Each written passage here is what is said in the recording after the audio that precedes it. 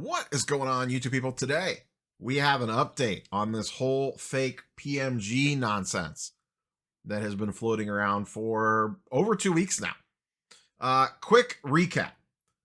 Buyer, Ben, started a YouTube channel just to document this card because it's been that wild. Bought an authentic altered Jordan PMG off of eBay. The card in question, after the purchase was complete, some suspect things began to come out from it.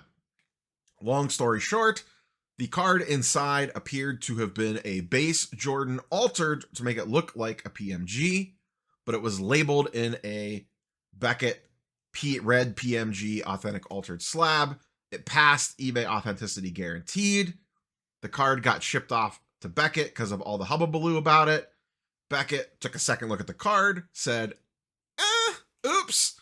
Yeah, this isn't a red Jordan PMG. Beckett and eBay sat down, and that is basically where things left off.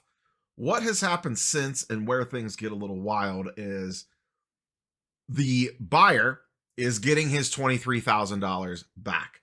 eBay is issuing him a courtesy credit, more on that in a second, to basically take care of Beckett's screw up in this, because ultimately Beckett messed this up. Let's not bury the lead on that one, because to me, that is the lead here.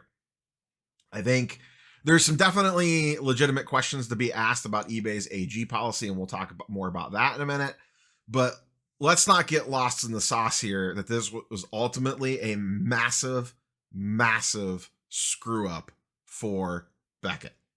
Now, the reason I say credit is because the seller of this card is also getting paid out. The transaction is going to complete, and the buyer is going to get a check from eBay, not his money back. Now, that's semantics. He's getting $23K back.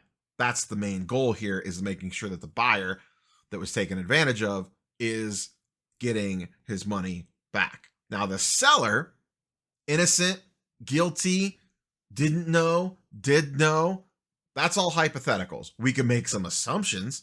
There's some evidence that leads to this looks a little suspect, but he gets his $23K too. And I think that's where one of the interesting talking points around this comes up is, well, why does the seller get taken care of? And ultimately, it comes down to eBay is essentially following their own policies. Now, the policies might be a little flawed, but basically the seller sold a card. It was marked as no return. The card went through eBay's authenticity guarantee program, and eBay's AG program, which is led by PSA, stamped complete, done, this is good, everything matches up, you're good to go. Once it checks off those couple of boxes, their hands are kind of tied due to the way that their policies are written. And this is where kind of the rubber meets the road on this. eBay AG on graded cards. There is, and I hope one of the takeaways from this is exactly what this program does.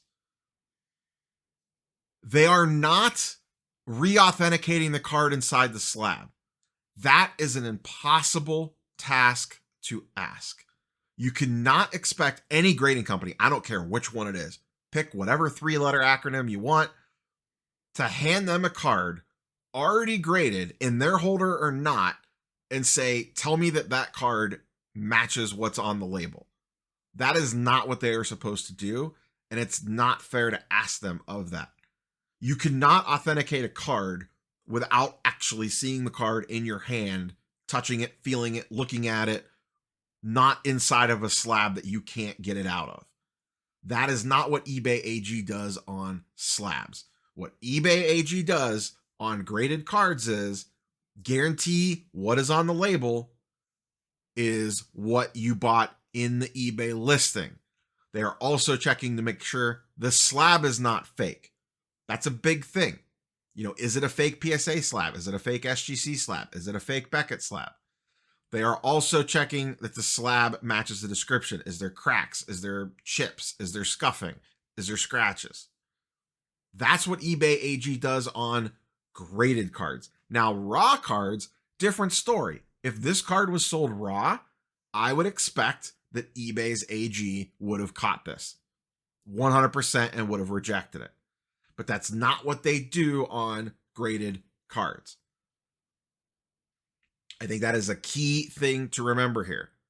The problem started when Beckett slabbed it in correctly, because Beckett slabbed it incorrectly. That sent this whole thing going down the rabbit hole.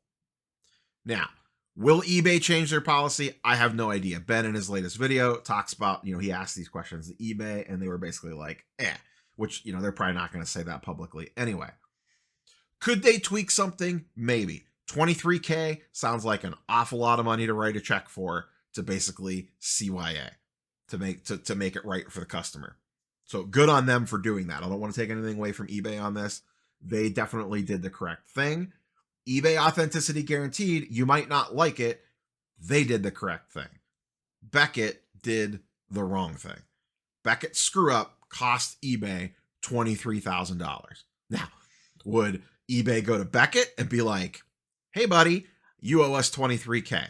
I doubt it, but I don't know what the legal recourse there could potentially be if eBay wanted to pursue that. I don't know. Not a lawyer. Maybe Lesko could chime in on that. So I think that's just a key thing to keep in mind here on the eBay AG on what it can and cannot do. Now, in my opinion, this is the niche of niche cases. I've seen in comments people talking about, oh my God, they're rewarding the scammer. Oh my God, this is going to cause a wave of fakes to hit eBay. Oh my God, everyone's going to take advantage of this now.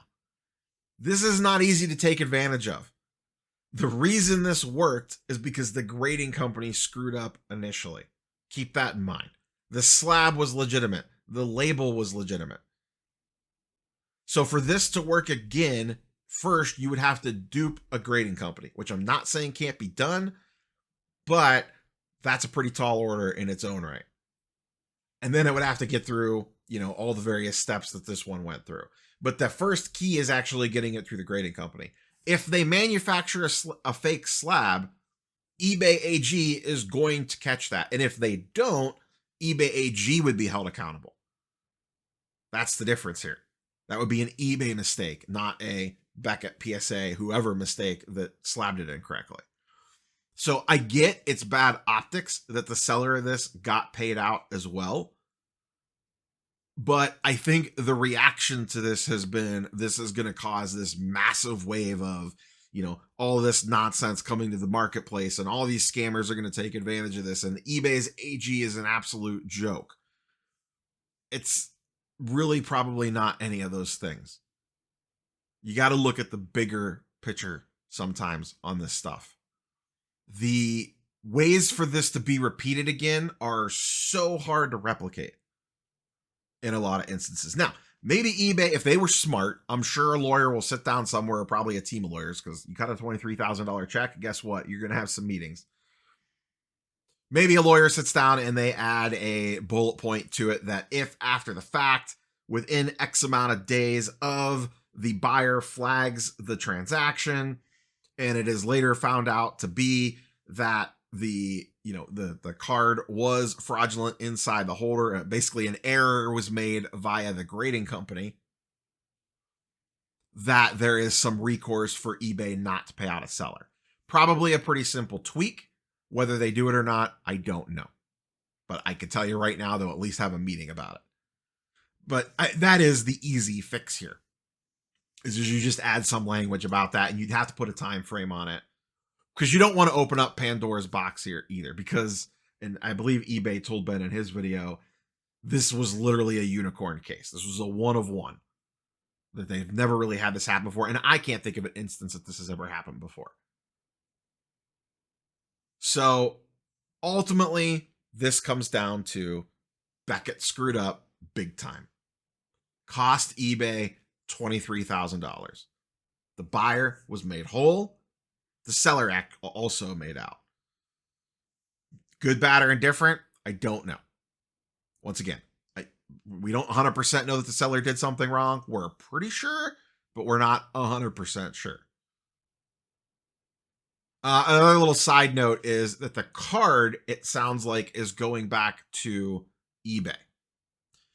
Beckett is reholdering it as a base Metal Universe that was altered.